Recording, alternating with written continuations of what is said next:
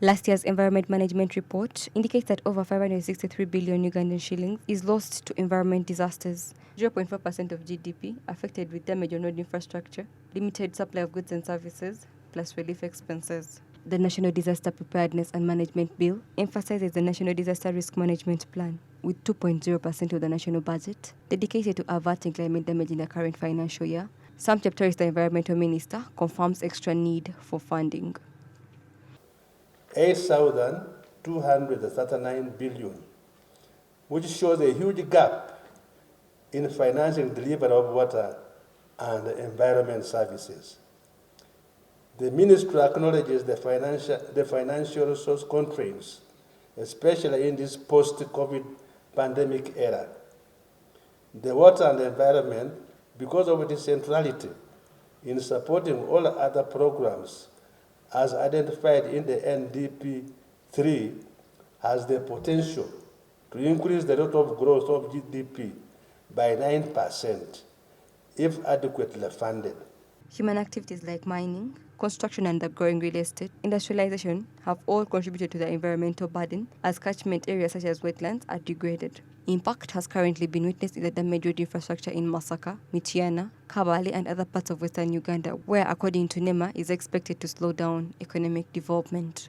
Have been following what's happening during the March, April, May season, which is a known wet season. Floods have ravaged almost the entire region.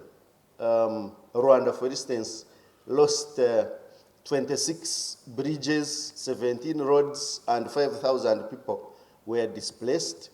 In the DRC, 400,000 people were displaced. Kenya, Tanzania, even Somalia desert and Ethiopia are experiencing floods.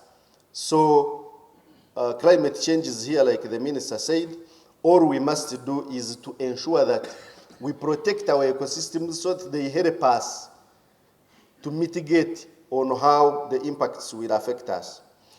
Following this year's Environment Day theme, beating plastic pollution, more efforts on recycling and waste management, part of the Green Investment Initiative, will promote sustainable resource utilization. Government is still loyal to realizing its NDCs and climate commitments, just as Florence Adon confirms. It's increasing.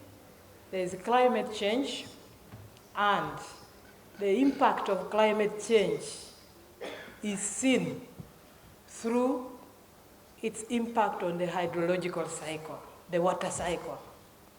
So it is extremely important because the amount of water in Uganda is reducing.